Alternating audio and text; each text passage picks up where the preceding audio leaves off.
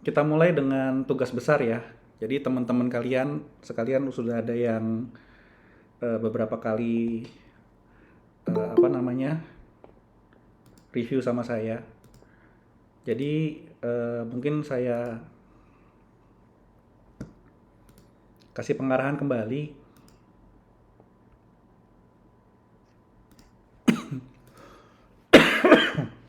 Sorry.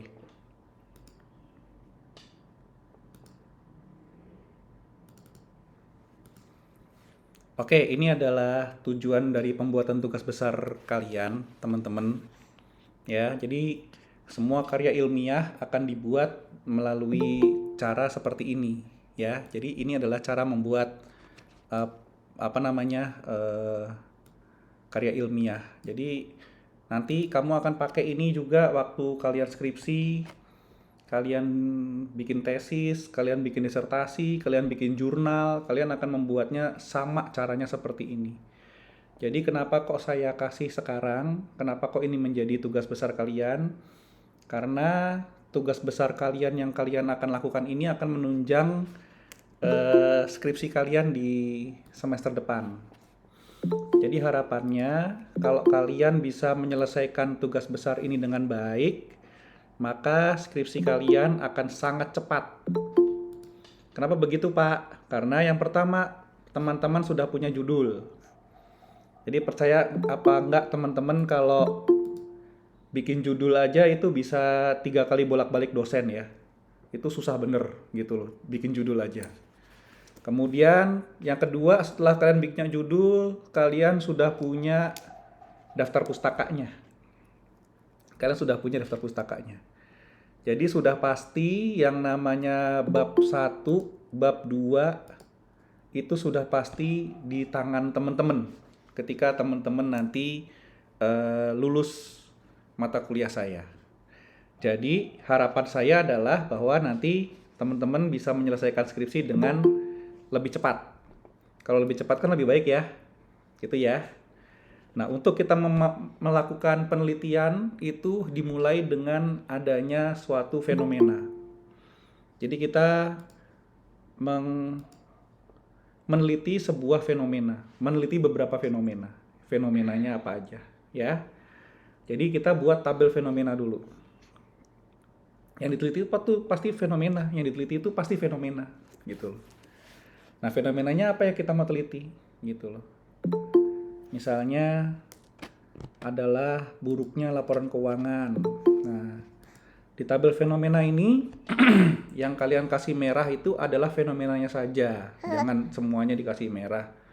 Tapi fenomenanya saja yang dikasih merah ya. Setelah buat fenomenanya, kamu kumpulin fenomenanya jadi satu, kamu resumekan fenomenanya, kemudian kamu buat sintesa dari fenomena itu. Nah, sintesa dari fenomena dibuat judul. Buat teman-teman yang S1, judulnya variabel X, ada 2 variabel minimal, variabel X dengan variabel Y. Variabel X itu sebabnya, variabel Y itu adalah akibatnya. Ya, jadi sebabnya dan akibatnya. Gitu. Misalnya pengaruh saya menggendong baby ke webinar terhadap partisipasi teman-teman di sini gitu. Itu variabel X-nya adalah saya bawa baby ke webinar. Itu variabel X-nya. Variabel Y-nya partisipasi teman-teman. Gitu. Itu X dan Y. Gitu ya, sebab akibat. Kausal namanya, seperti itu. Nah, setelah teman-teman bikin variabel X dan Y, kemudian step kedua adalah buat kajian pustaka. Kajian pustakanya. Ya. Kalau teman-teman lihat di judul, di contoh, ini kompetensi akuntan manajemen. Kompetensi itu apa sih? Itu dicari. Pustakanya apa aja. Akuntan manajemen itu apa sih? Dicari. Nah, ini kita kasih tahu caranya mengupas itu semua. Kompetensi menurut HIT Michael Daan RAR 99 adalah ini. Ya, menurut dia adalah begini. Karena kamu belum bisa membuat kesimpulan atas kompetensi karena ini bukan disertasi, ini kan skripsi. Ini kan karya ilmiah. Kalau karya ilmiah namanya kompetensi itu kamu harus cari tahu kata siapa. Kata siapa sih? Kompetensi itu kata siapa gitu. Kata kamus nih begini, katanya si Boyatzis begini, segala macam seperti itu. Nah, setiap variabel itu dibuat. Nah, ini akan menjadi landasan teori kamu. Jadi kamu nanti sudah tahu judulnya, sudah tahu permasalahannya, sudah tahu landasan teorinya. Gitu.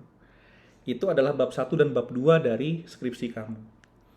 Kalau kamu selesai dengan baik di tugas besar, kamu akan lulus di mata kuliah saya dengan baik, nilainya bagus, dan saya jamin skripsi kamu akan lancar jaya. Gitu, ya. Baik, ada pertanyaan dari tugas besar?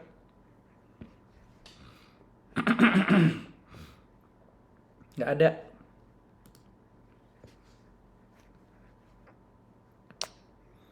Kalau nggak ada, ini ya, apa namanya, teman-teman sudah banyak teman-teman yang review ke saya, yang lain segera ya, karena waktu jalan terus. Kalau waktunya habis nanti sayang tuh skripsi kamu nggak kepegang nanti di semester depan. Kemudian apa namanya, tugas kalian juga nggak ada nilainya, dan nanti kalau kalian jelek di mid dan di final juga nggak ada bumpernya, nggak ada bantalnya, jadi jatuhnya sakit gitu. Ujian tengah semester sudah saya buat, itu adalah pilihan ganda ya, jadi pilihan ganda ujian tengah semesternya, pilihan ganda di Google Form, dan itu nanti akan diacak sama Google Form jawabannya dan pertanyaannya begitu. Baik, ada pertanyaan sebelum kita mulai? Maaf Pak, Suradi mau bertanya. Silahkan Pak Suradi. Ya, mau bertanya tentang tugas besar. Di sini kan tugas besar dibagi ke dalam 2 fase pengerjaan. Ya. Fase 1 dan fase 2. Ya, ini yang fase pertama itu kan peserta didik mencari isu yang ingin diteliti. Terus yang kedua, peserta didik membuat matrik isu fenomena. Yang ketiga, peserta didik memformulasi sintesa dan judul penelitian. Ya. Itu yang buat sampai min semester bukan Pak? Ya, sampai ke ini ya. Jadi supaya judulnya lengkap itu harus di backup dengan teori ya, sampai dengan teori. Nah, nanti yang fase 2 itu nanti pas mau UAS. Iya, setelah UTS. Setelah UTS baru fase 2. Fase 2 itu kamu akan membuat bab 1 dan bab 2. Ya, jadi yang telah kamu kumpulin nanti dibuat tuh semua, dimasukkan ke dalam bab 1 dan bab 2.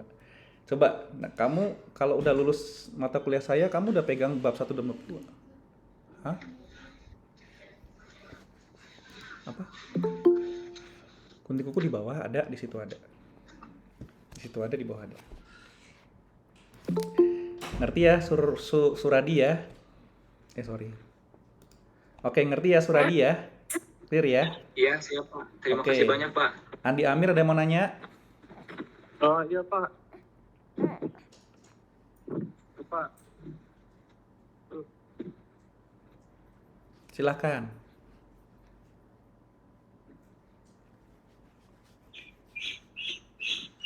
Ayo silahkan. Jadi mau nanya apa enggak? Andri, jadi mau nanya apa enggak? Oh bentar Pak. Oh bentar. Apa ini? Ya udah. Yang lain selain Andri, ada yang mau nanya apa enggak? Enggak ada yang mau nanya nih. Namanya siapa? Bapak izin bertanya Pak. Iya Nurul, silakan.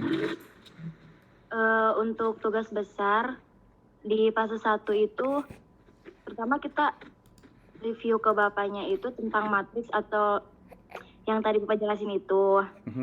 Itu harus berisi 9 isu Pak, apa gimana? Maksudnya? Harus apa? Iya, harus berisi 9 isu gitu Bapak. Atau fenomena gimana? Maksudnya kamu? Iya, fenomena. Ya, fenomena minimal 10 ya. Minimal 9, sorry. Satu orang kan kamu bertiga ya. Jadi satu orang 3-3. Jadi 9 isu. Ya. Jadi 9 fenomena. Jadi saya akan menilai semua fenomenanya sudah masuk apa belum. Kok nangis? Iya, terima kasih Bapak. Thank you. Ada lagi?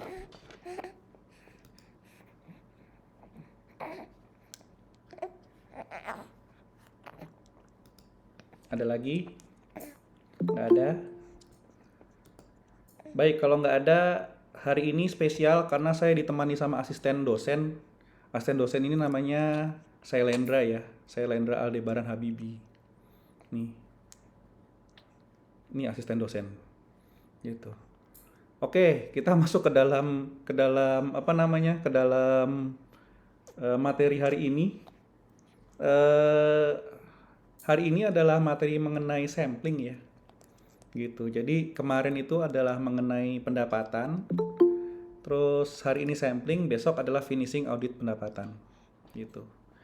Nah, di ujian tengah semester bab ini akan keluar juga, tapi lebih banyak istilah. Istilah-istilahnya akan banyak gitu. Istilah-istilah yang akan banyak keluar. Ya, jadi itu adalah kisi-kisinya. Jadi di bab ini yang keluar adalah banyak istilah. Oke, siapa yang bisa bantu saya nomor 1? Silahkan yang mau bantu. Saya, Pak. Silahkan, siapa itu? Silahkan.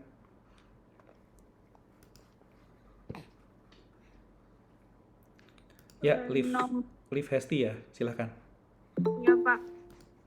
Dan terangkan apa yang dimaksud dengan simple yang representatif, resiko non sampel yang representatif. Sampel yang presentatif, Ya. resiko non sampling dan resiko sampling. Ya. Jadi kalau sampel representatif itu adalah sampel yang karakteristiknya hampir sama dengan yang dimiliki oleh populasi. Kalau misalkan risiko non-sampling adalah risiko bahwa penguji audit tidak menentukan pengecualian yang ada dalam sampling. Kalau risiko sampling adalah risiko bahwa auditor mencapai kesimpulan yang salah karena sampel populasi tidak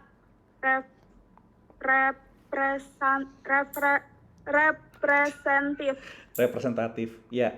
Jadi teman-teman nanti kalau teman-teman bikin karya ilmiah, entah itu skripsi atau tesis atau disertasi, ya, kalau teman-teman ngambil sampel, pertanyaan pertama yang ditanyakan sama dosen penguji adalah apakah sampel yang kalian ambil itu representatif atau tidak. Itu pertanyaan nomor satunya, gitu ya. Selain variabel X, Y, Z-nya, kamu akan ditanya apakah sampel yang kamu ambil itu representatif. Sampel yang representatif itu contohnya apa? Contohnya kamu bikin sop. Kamu bikin sop, terus kamu mau ngetes sopnya. Cara ngetes sopnya gimana? Kamu masukin sendok ke dalam cairan sop itu, terus kamu ambil sedikit kan? Nggak kamu ambil satu mangkok kan?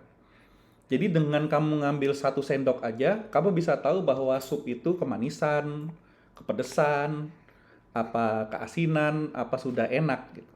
Ya. Itu yang namanya sampel yang representatif, bahwa satu sendok saja cukup untuk menerangkan seluruh panci yang ada, seluruh sop yang ada di dalam panci. Itu namanya representatif ya. Ngerti? Teman-teman ya. Oke, pertanyaannya adalah bagaimana cara kita menentukan bahwa sampel itu representatif atau tidak? Itu adalah pertanyaannya. Nanti kamu akan ditanya sama dosen. Menurut kamu ngambil 100 sampel nih, representatif apa enggak? Kamu ngambil 1000 sampel, representatif apa enggak? Kapan suatu sampel itu dikatakan representatif? Nah, ada yang bisa jawab? Nggak ada ya. Jadi sampai situ ya. Jadi kapan sampel itu representatif? Sama kayak tadi contohnya misalnya ibu kalian lagi bikin gulai, ya kan? Ibu, saya nyicip dong. Nyicip. Pakai 1 sendok. Diginin. Wah, nggak berasa nih. Gitu. Harus 1 mangkok. Itu mah bukan nyicip, itu mah makan. Nah, soalnya kalau sampelnya cuma 1 sendok, tidak merepresentasikan 1 kuali gitu. Nah, ibu kamu nanya, terus supaya tahu ini asin atau enak, taunya gimana? Saya harus makan dulu 1 piring gitu. Nah, itu pertanyaannya adalah kapan? Nangis. Kapan suatu sampel dianggap representatif? Itu yang nomor 1 ya, kapannya. Ada yang bisa jawab? Nggak ada. Baik, kalau nggak ada, dilewatin ya. Itu nanti keluar di ujian. Berarti nanya jawab Pak. Ya, Suradi, silakan. Eh, nanti Pak. Jika tidak ada atau ditemukan banyak item yang hilang, sampel tersebut atau ditemukan nanti Pak. Jika tidak ada atau ditemukan banyak item yang hilang, sampel tersebut dianggap waduh salah. Nanti Pak, bentar. Ya, nggak Jika apa-apa. auditor memilih sampel sebanyak 100 salinan faktur penjualan dan menemukan 3 lampiran dokumen pengiriman yang hilang, sampel tersebut dianggap sangat representatif. Ya, itu tidak menerangkan kapannya ya. Oh, Kapan iya, Pak. kapan suatu sampel itu dianggap representatif? Apakah 100? Apakah 200? Oh, gitu. Apakah 500? Apakah 1000? Apakah besok udah diambil? Ataukah lusa? Nah, itu tidak menerangkan ya, tidak menjawab ya. Nah, itu akan keluar di ujian. Jadi teman-teman itu akan keluar di ujian ya. Jadi nanti dicari lagi kapan itu sampel dianggap representatif. Bukan cuma di ujian, nanti kalau kalian skripsi itu pertanyaan pertama yang akan ditanya sama dosen. Dosen akan bertanya, emang sampel yang kamu ambil representatif? Nah, itu. Karena ini adalah masalah statistik ya. Yang namanya sampling itu statistik. Oke, kita move on.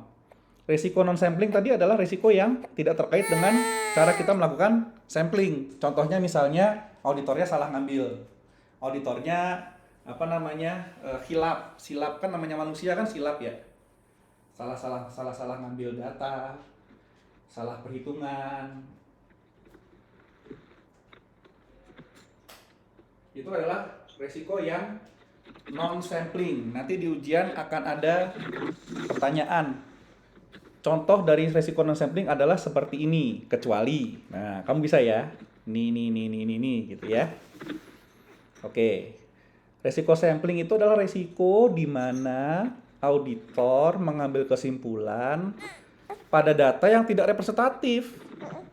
Jadi datanya nggak representatif, diambil kesimpulan. Nah, itu salah itu. Gitu. Ada 2 panci nih, satunya bikin sop, satunya bikin soto. Ibu kamu bilang, tolong dong kamu cobain sopnya, yang kamu cobain sotonya. Nah, itu kan tidak representatif. Kamu bilang sama ibumu, kayaknya kurang garam deh, kasih ibumu garam. Kamu ngambil sampel sebelah kiri, yang dikasih garam sebelah kanan. Nah, itu adalah risiko sampling. Gitu. Kamu salah dalam melakukan metode pengambilan sampel. Seperti itu. Aduh. Ini asisten dosennya lagi mau ngomong juga nih, asisten dosennya nih. Kamu mau ngomong apa, Nak? Mau ngomong apa kamu? Tuh mahasiswa ayah tuh banyak tuh. Oke, ada pertanyaan sebelum kita move on? Pak, izin bertanya Pak. Assalamualaikum. Ya, silahkan. Pak, izin bertanya Pak. Bagaimana pengujian sampel balok Pak? Bagaimana apa? Pengujian sampel balok. Pengujian sampel apa? Sampel balok. Pavlov. Ya. Apa itu pengujian sampel Pavlov? Aku nggak tahu malahan. Sampel balok Pak. Suami gak tahu nanya gitu Pak. Apa? Pengujian sampel balok. Aku nggak ngerti. Coba ditulis deh tulisannya gimana supaya saya lihat. Ya. Ditulis aja di chat soalnya saya nggak dengar. Sampel Pavlov. Kalau bisa saya jawab ya. Tapi kalau nggak bisa saya jawab saya Iya, Pak. Saya skip. Ada yang lain selain Pak Andri? Silahkan.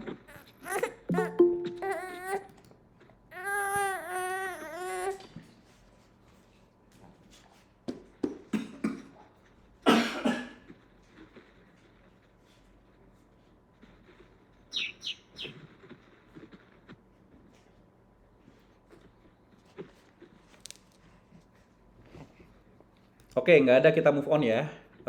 Yang nomor 2, bagaimana auditor memutuskan untuk merubah sampling dengan statistik atau non statistik? Coba ada yang bisa jawab?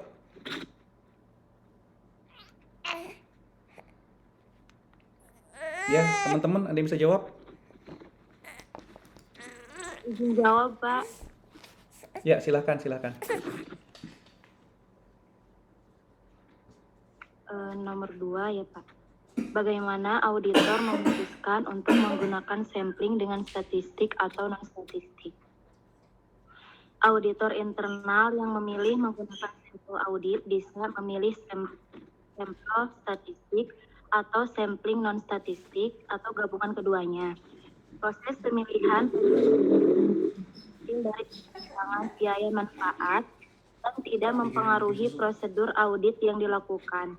Dibutuhkan 2 kriteria untuk menggolongkan pendekatan sampling sebagai pendekatan bersifat statistik. 1 yaitu unit-unit sampling harus dipilih secara anak. Yang kedua yaitu unit-unit tersebut harus dievaluasi secara kuantitatif melalui penerapan teori probabilitas. Bila kriteria tidak terpenuhi, maka pendekatan tersebut digolongkan sebagai non-statistik. Terima kasih, Bapak. Ya, terima kasih. Jadi benar ya, katanya Bu Nurul Rizkia. Jadi sebenarnya auditor memutuskan untuk menggunakan sampel statistik atau non-statistik itu akibat dari pertimbangannya dia ya. Apakah dia benar-benar mengerti dan mengetahui datanya, informasinya, datanya gitu loh. Kadang-kadang kalau kita udah tahu, udah pernah memeriksa suatu perusahaan beberapa kali, maka kita akan tahu nih mana-mana aja yang pasti salah dia di tempat mana aja kan yang dia pasti salah. Nah dari situ auditor bisa menggunakan sampling yang non statistik. Nah ini berhubungan dengan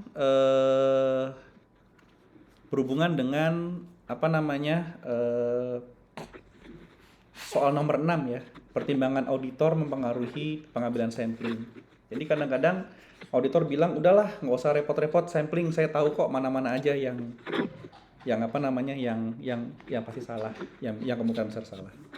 Kemudian juga ada lagi ketika auditor yakin bahwa pengambilan sampling yang non statistik itu bisa menghilangkan resiko audit, maka dia bisa ngambil non statistik.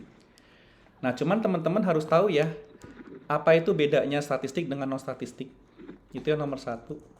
Lebih bagus mana? Lebih bagus yang statistik atau yang non statistik? Itu yang nomor 2. Karena itu nanti akan keluar di ujian ya. Pak, Assalamualaikum. Yes, bos. Pak, Yes. Pak. Yes. Ini Pak, bagaimana perbedaan untuk uji kontrol dan uji transaksi substantif, Pak? Uji kontrol dengan uji kontrol dengan transaksi substantif. uji transaksi. Oke. Kalau itu saya dengar. Ya, Pak. Kalau uji kontrol itu jadi gini, Pak. Jadi kalau kita dalam melakukan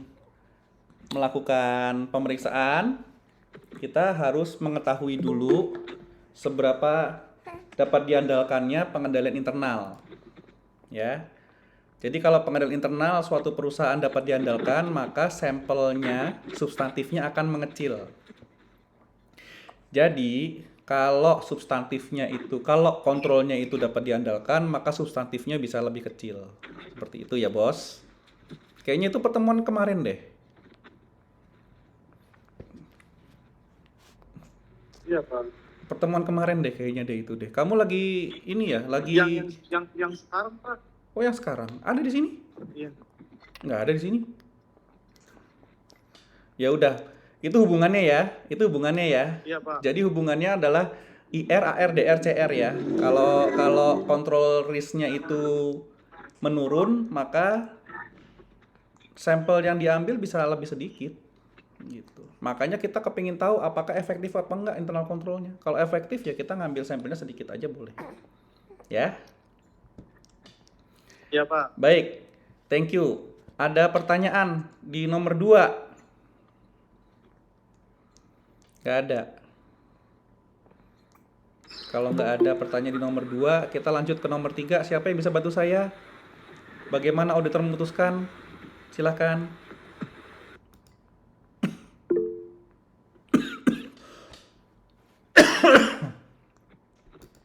Yang nomor 3 silakan.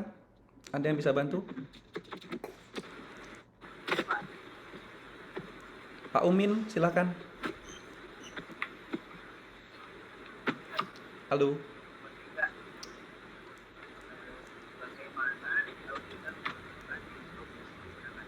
Suaranya nggak kedengeran, Pak. Kecil banget.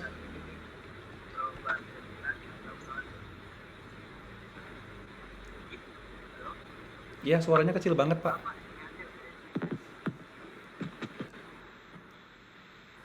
Suaranya kecil banget.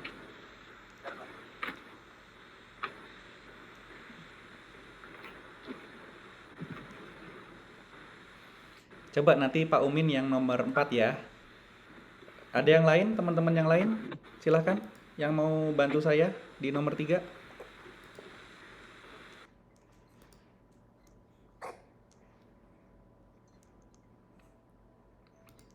Ayo, nomor 3.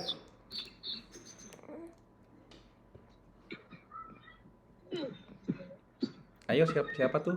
Humairoh, silahkan Humairoh.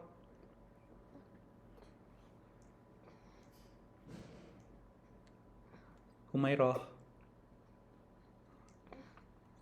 Ayo nomor 3 Humairoh, silahkan. Ya Pak. Iya, silahkan.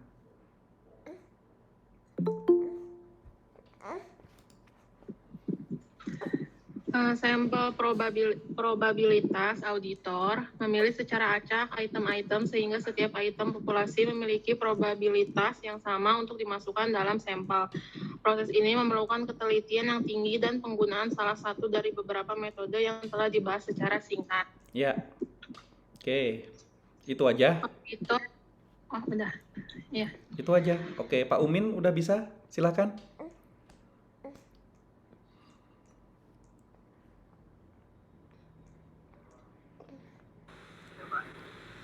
Ya, coba silakan.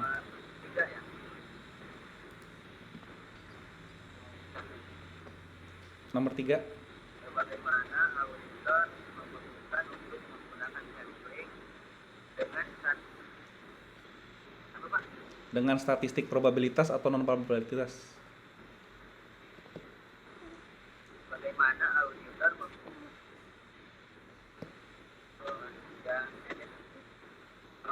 probabilitas Ya. dalam pemilihan sampel non probabilitas atau non probabilitas sampel tersebut, auditor memilih item sampel dengan menggunakan pertimbangan profesional dan bukan metode probabilitas. Sudah.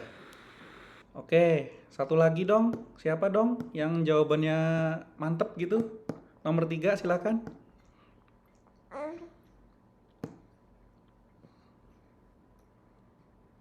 Nggak ada yang bisa jawab?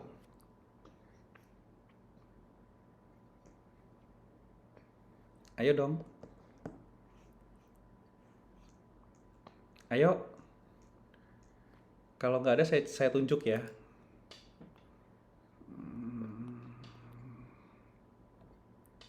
Elisa, ada Elisa? Elisa. Ya Pak, ada. Oke, nomor 3 Elisa, tolong saya dong. Bagaimana auditor memutuskan untuk menggunakan sampling dengan statistik probabilitas atau non-probabilitas? Terangkan bagaimana menjalankan keduanya dalam pelaksanaan audit. Jika sampel statistik probabilitas digunakan, sampel harus bersifat probabilitas dan metode evaluasi statistik yang tepat harus digunakan dengan hasil sampel untuk melakukan perhitungan risiko sampling. Auditor juga dapat melakukan evaluasi non-statistik apabila menggunakan pemilihan probabilitas. Metode pemilihan sampel probabilitas yaitu 1. Pemilihan sampel acak sederhana, 2. Pemilihan sampel sistematis, 3. Pemilihan sampel probabilitas yang proporsional dengan ukuran sampel. Kemudian metode pemilihan sampel non-probabilitas yaitu 1. Pemilihan sampel sembarangan dan 2. Pemilihan sampel blok. Udah, Pak?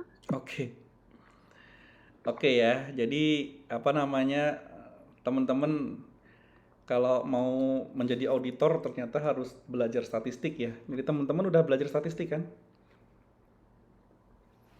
Sudah belajar pasti gitu. Nah, ini nanti kepake di dunia audit ketika kamu mengambil sampel.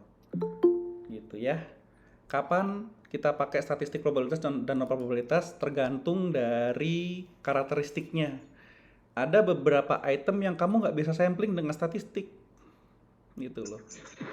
Contohnya apa? Biaya penyusutan. Gimana caranya kamu melakukan audit tapi biasanya? Kan biaya penyusutan kan harus ada asetnya. Asetnya ada, baru ada biaya penyusutannya. Ada nggak biaya penyusutan yang nggak ada asetnya? Kalau ada, berarti salah itu. Gitu loh. Ya, contohnya seperti itu. Jadi harus tahu karakteristiknya, karakteristik dari tiap-tiap biayanya, tiap-tiap item yang mau di sampel gitu ya, harus tahu karakteristiknya. Yang kedua adalah resikonya gitu loh. Yang ketiga adalah banyaknya data ya, semakin banyak datanya maka yang harus diambil adalah statistik yang non probabilitas ya. Baik, sudah ada pertanyaan di nomor 3? Nggak ada. Nomor 4 silahkan yang mau bisa bantu saya jawab, apa itu atribut sampling? Tasya, Bapak. Silahkan Tasya.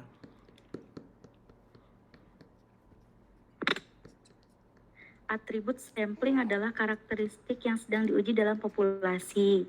Cara menggunakannya, yang pertama menyatakan tujuan pengujian audit, yang kedua memutuskan apakah sampling audit dapat diterapkan, yang ketiga mendefinisikan atribut dan kondisi pengecualian, yang keempat mendefinisikan populasi, yang kelima, mendefinisikan unit sampling. Yang keenam, menetapkan tingkat pengecualian yang ditoleransi. Yang ketujuh, menetapkan ARO. Yang kedelapan, mengestimasi tingkat pengecualian populasi. Yang kesembilan, menentukan ukuran sampel awal. Oke, sebelum kita melanjutkan ya, passwordnya hari ini adalah sampling. Passwordnya hari ini adalah sampling. Jam 17.15 akan keluar absennya. Absen hanya bisa diterima kalau kamu ngisinya dengan password. Passwordnya adalah sampling, ya. Oke, apa yang dimaksud dengan atribut sampling adalah kita mengambil sampel dalam suatu data yang mempunyai karakteristik yang sama. Seperti yang tadi Tasya bilang. Jadi samplingnya itu di suatu mempunyai atribut yang sama. Coba ada beberapa contohnya nggak, Tasya?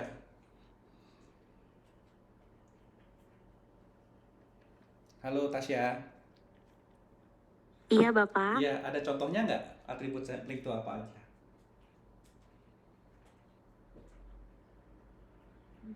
Belum tahu, Pak. Belum tahu ya? Oke. Nanti di ujian keluar ya.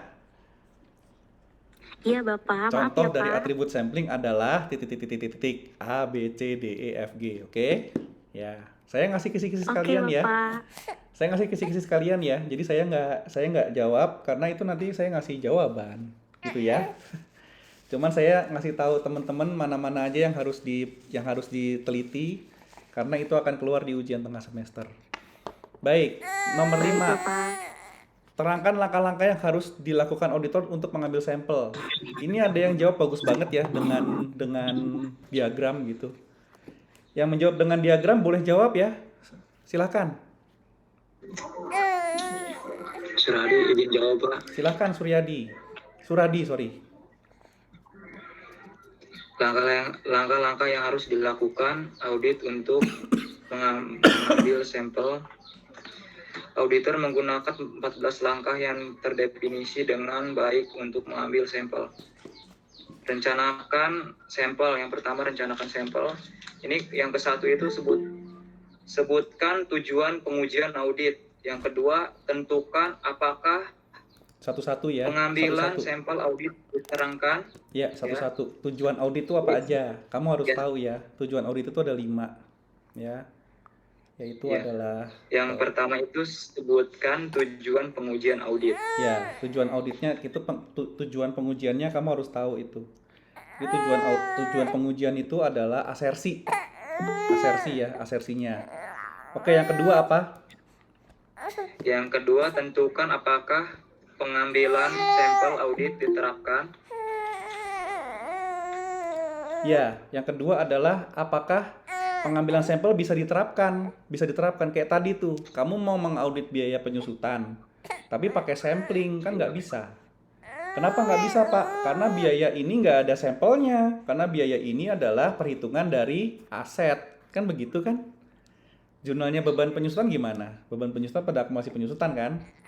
Gitu loh. Jadi itu nggak bisa diaudit, nggak bisa disampling. Lanjut. Yang ketiga itu tentukan atribut dan kondisi pengecualian. Ya, jadi atribut itu adalah apa sih ciri-cirinya ya? Kalau biaya HPP itu atributnya sama tuh. HPP itu kalau penjualannya naik, pasti HPP-nya naik gitu loh. Nah, itu atributnya sama. Pengecualian misalnya tadi, oh ini biaya di dalam HPP itu ada beberapa biaya yang nggak bisa saya sampel, Pak. Kenapa? Karena di dalam HPP itu ada biaya penyusutannya, penyusutan mesin misalnya, mesin langsung kan nggak bisa diaudit, nggak bisa di vouching, nggak bisa disampling, sorry, ya. Seperti itu, Suradi. Lanjut. Yang keempat itu tentukan populasinya. Ya, ada 2 ya yang harus ditentukan. Yang pertama adalah semesta. Semesta itu adalah total dari seluruh populasi. Ya. Yang kedua adalah besarnya sampel. Dua-duanya ini yang harus ditentukan. Nah, ini kembali lagi tadi yang ke nomor 1 tadi. Kapan sampel itu dianggap representatif? Dia ikutan ngomong. Jadi banyaknya sampel itu menentukan kapan dia menjadi representatif. Oke, lanjut, Suradi. Yang kelima itu tentukan unit pengambilan sampel. Sorry, diulang, nggak dengar saya. Tentukan unit pengambilan sampel. Ya, itu baru mengambil akun-akun mana saja yang mau disampel gitu. Saya ada contohnya nih, tapi tanganku lagi begini nih. Jadi agak repot. Oke, sudah sampai situ aja Suradi. Iya, siapa?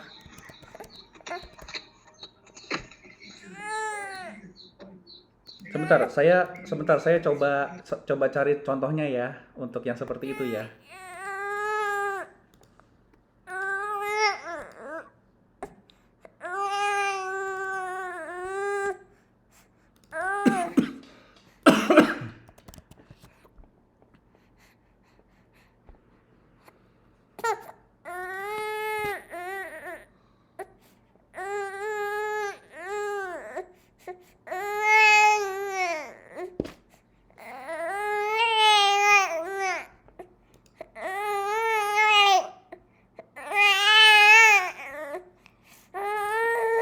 Oke, ini adalah contohnya yang tadi dibilang sama Suradi. Yang pertama adalah kita bikin material tasnya dulu. Ini semester lalu ya, kita udah bikin. Kita sudah tahu material tasnya yang kita ambil adalah sebesar ini. 606 ini. Ya. Nah, dari sini kita buang sampelnya. Dari sini kita tahu bahwa semestanya itu ada segini ya. Ada 49 sampel. Ini asisten saya juga mau ngomong nih. Sebentar. Jadi ada 49 akun yang kita mau sampling. Kemudian banyaknya sampel berapa? Nih kita hitung nih di sini nih. Ya. Jadi kalau materialitasnya adalah 606, sedangkan inherent risk-nya adalah 0,05, control risk-nya adalah 0,5, dan audit risk-nya adalah ini, maka materialitasnya segini sehingga DR adalah 0,2, detection risk-nya 0,2. Didapat dari DR sama dengan AR per IR kali CR. Ya, dimana sekarang 0,05 ini dibagi 0,5 dikali 0,5 ini salah nih. Confidence faktornya adalah 1,6. Ini adalah tabelnya. Nah, kita ketahuan sampling intervalnya adalah ini. 379, 173, 519. Sehingga ketemu banyaknya sampel adalah 67 sampel. Ini adalah yang tadi, yang step ketiga ya, Suradi ya, yang kita menentukan banyaknya sampel ya. Kemudian dari sini kita buang 63 ini ke dalam unit-unitnya.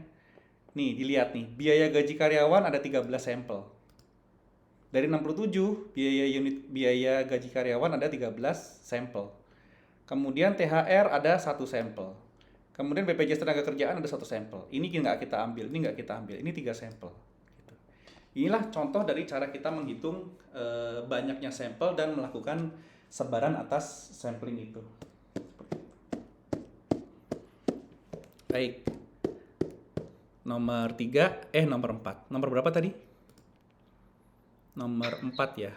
Nomor 5 ya. 4 ya, Pak. Nomor 5. Nomor 5 sudah. Baik, ada pertanyaan?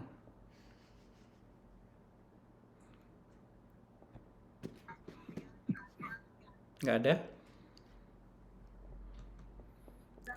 Nggak ada. Oke, nomor 6 terakhir, silahkan. Saya Pak, Andri Pak. Silahkan Andri, silahkan. Bagaimana pertimbangan profesional auditor mempengaruhi dalam pengambilan sampling? Ya. Keputusan auditor dalam mengumpulkan dan mengevaluasi bukti audit dipengaruhi oleh faktor yaitu pengalaman auditor dalam melakukan tugas audit serta pertimbangan profesionalnya.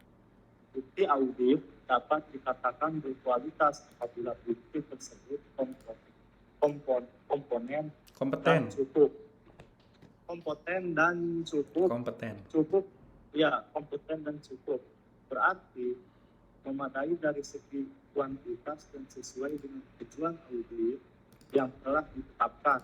Tujuan dari penelitian ini adalah untuk mengetahui dan menganalisa pengaruh pengalaman dan pertimbangan profesional audit terhadap kualitas bahan bukti audit yang dikumpulkan. Seperti itu, Pak. Iya, benar sekali ya, Andri. Jadi saya kembali lagi ke contoh ini ya. Contoh ini ada di teman-teman ya, kelihatan ya.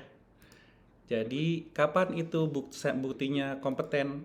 Kapan itu sampelnya cukup? Ketika menghasilkan 2. Yang pertama adalah menghasilkan bukti-bukti yang kompeten, betul ya, Andri ya? Betul. Yang kedua adalah mengurangi resiko audit. Jadi kalau teman-teman lihat di sini, ya, ini adalah jumlah ini dapat mengurangi resiko audit. Tahu dari mana, Pak? Bahwa resiko audit adalah ini kan, inherent risk, audit risk, inherent risk, control risk. Ini adalah resiko audit. Nah, 3 faktor ini sudah dimasukkan ke dalam perhitungan detection risk, resiko deteksi. Sehingga 67 sampel yang kita ambil seharusnya cukup untuk menutup audit risk. Itu seharusnya. Tapi tidak berhenti sampai sini, Andri. Karena ini baru jumlahnya. Belum jadi bukti audit yang kompeten. Caranya supaya dapat bukti audit yang kompeten adalah kita lakukan samplingnya ini dia di sini. Ini di sini. Ya. Jadi di sini kita ambil sampelnya benar, kemudian kita lihat di sini. Ini ada potensi kesalahan, tidak ada potensi kesalahan, akuntansi, sistem, policy tidak ditemukan. Nah, ini semua di sini. Semua yang di atas 0 itu pasti ada resiko gitu. Seperti itu, ya. Jadi betul katanya Pak Andri tadi bahwa harus dicari sampai dengan bukti audit yang kompeten. Oke, bukti audit kompeten itu apa sih? Ada yang bisa jawab? Nyata, Pak. Bukti yang sudah terjadi gitu, Pak. Bukan. Ada yang bisa jawab? Bukti audit yang kompeten itu adalah bukti audit yang dapat menjadi dasar pengambilan keputusan oleh auditor. Ya, itu yang kompeten. Gitu. Ya. Misalnya Pak Andri, kamu dituduh selingkuh. Andri selingkuh nih. Nah, tapi pacar kamu nggak punya bukti, berarti wah kamu nggak punya bukti yang kompeten. Ternyata ada foto kamu nih lagi gandengan tangan sama Suradi misalnya. Kamu selingkuh sama Suradi nih, buktinya saya punya foto kamu gandengan tangan sama Suradi. Nah, itu foto itu adalah bukti yang kompeten. Gitu. Kamu nggak bisa mengelak kan? Ada foto kamu kan di situ kan? Ngerti maksudnya? Bedanya ngerti ya? Antara bukti audit dengan bukti audit yang kompeten. Bukti audit yang kompeten adalah bukti audit yang bisa menjadi dasar untuk pengambilan keputusan. Baik, absennya sudah naik. Silahkan saya kasih waktu teman-teman untuk absen dulu. Sambil kalau ada yang mau bertanya silahkan.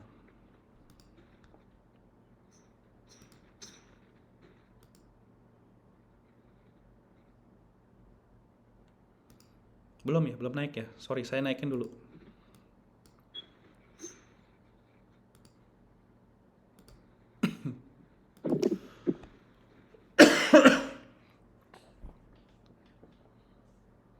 Oke, silahkan kalau mau absen. Sekalian kalau mau nanya silahkan.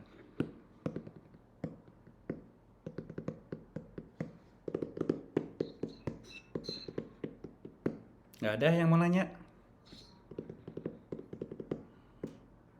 Masih pada ingat kan passwordnya apa?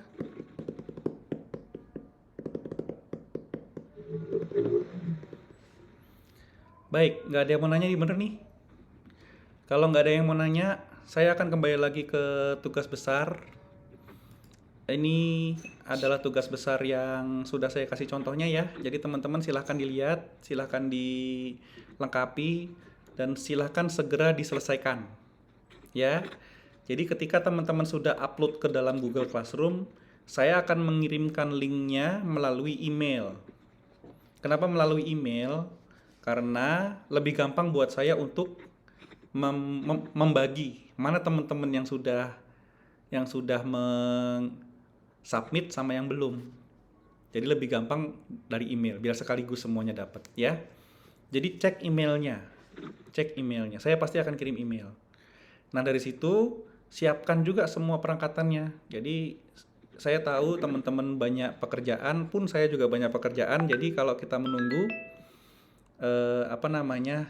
kasihan yang lain gitu ya. Jadi siapkan semua peralatannya, perlengkapannya semua.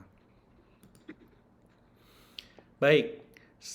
Mohon agar teman-teman segera menyelesaikan. Ini sudah sangat contohnya sudah sangat lugas saya kasih di mana Google Classroom. Tinggal teman-teman aja yang menjalankan seperti itu.